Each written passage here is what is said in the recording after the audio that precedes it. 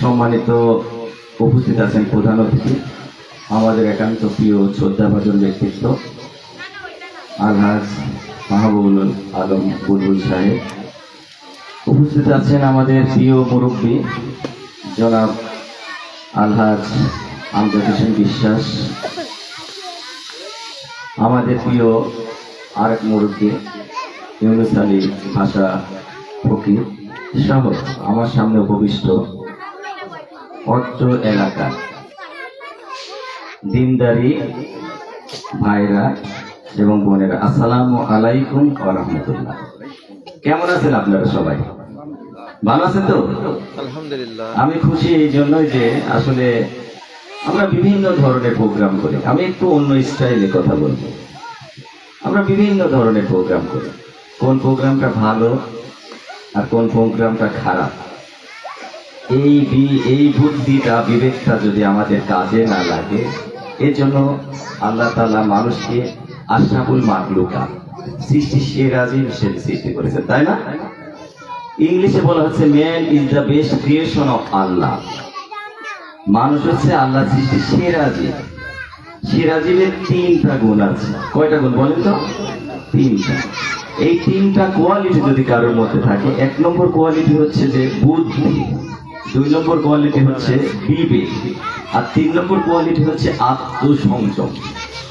বুদ্ধি, বিবেক এবং আত্মসংযম, এই তিনটা যদি কোয়ালিটি আমাদের মধ্যে থাকে তাহলে সেই কিন্তু সিরাজিব হবে। আর এই সিরাজিব হতে হলে তাকে ভালো এবং মন্দর যে জ্ঞানটা আল্লাহ তাআলা দিয়েছেন, আপনি যদি মনে করেন যে একজন যদি খারাপ মানুষ, যত খারাপই হোক না কেন, তাকে যদি বলেন তার সন্তানদেরকে সে কিন্তু খারাপ কাজ করে, কিন্তু তার সন্তানকে কিন্তু সে খারাপ কাজ করতে দিতে চায় না। কেন বলেন তো?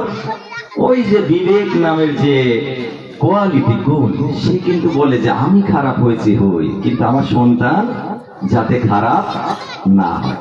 তার মানে ওই গুণ কিন্তু কিছুটা হলেও তার মধ্যে আছে, কিন্তু কুপ্রবৃত্তির কারণে, শয়তানের ওয়াসওয়াসার কারণে সে কিন্তু খারাপ কাজে নিমজ্জিত হয় বা খারাপ কাজের দিকে ধাবিত হয়।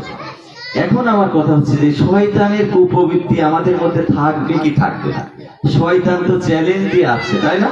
সে কিয়ামতের আগ পর্যন্ত সব মানুষের মধ্যে তার কাজ অ্যাক্টিভিটি শো করবেই। যে বেশি খারাপ কাজ করে তার কাছে শয়তানের কিন্তু বেশি যাওয়ার দরকার নাই, সে তো এমনিই খারাপ কাজের সাথে ইনভলভ। কিন্তু যে ভালো কাজ করতে চায়, ভালোর প্রতি সে মানে অ্যাক্টিভিটি শো করতে চায়, ভালোকে সমাজে প্রতিষ্ঠিত করতে চায়, তাকে কিন্তু শয়তান প্রথমেই বেশি অ্যাটাক করে, তাই না? আপনি যখন ভালো কাজ করতে যাবেন, পরিবার থেকে বাধা, সমাজ থেকে বাধা, রাষ্ট্র থেকে বাধা, সব জায়গা থেকে বাধা হবে। কিন্তু তাই বলে কি আমাদের ভালো কাজ করা যাবে না? অবশ্যই যাবে। কোরআনের নির্দেশনা, তা'মারুনা বিল মারুফ ওয়া তানহাউনা আনিল মুনকার, তোমরা সৎ কাজের আদেশ দাও, অসৎ কাজ থেকে বিরত রাখো। আপনি যখন দেখেন সমাজে যদি একটা অন্যায় কাজ হয়, আপনি বাধা দিতে গেলে আপনার উপরে অ্যাটাক আসবে কি আসবে না বলেন তো? আসবে। তাহলে এই কাজগুলো যখন আমরা ভালো কাজগুলো করতে যাব, আমাদের কিন্তু অবশ্যই বাধা আসবে। সেই ভালো কাজের অংশ হিসেবে আমাদের এই যে বিশেষ করে আল্লাহ মোহাম্মদের নুরানি ক্যাডেট মাদ্রাসা যে এখানে চালু হয়েছে, এর আগেও মাদ্রাসা ছিল, প্রাণপণ চেষ্টা চলছে, কিন্তু সেটা কিন্তু খুব একটা সাফল্যমণ্ডিত হয়নি। এখন আমার প্রশ্ন, এলাকাবাসী যারা আছেন মন খারাপ করবেন না, মন খারাপ করলে আমাকে মাফ করে দিবেন, আমাকে আগেই মাফ করে দিবেন।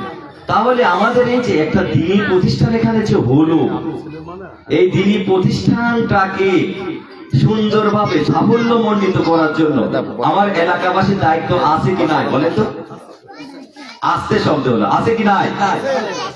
আমার মনে হয় এখানে যে এলাকাবাসী, যে অভিভাবকগুলো এসেছে, ভাই এবং বোনেরা, তারা যদি এই প্রতিষ্ঠানের দিকে সুনজর দেয়, এই প্রতিষ্ঠানটাকে যদি অনেক ঊর্ধ্বে নিয়ে যাওয়ার জন্য চেষ্টা করে, তাহলে এলাকাবাসীর দুর্নাম হবে না সুনাম হবে বলেন তো?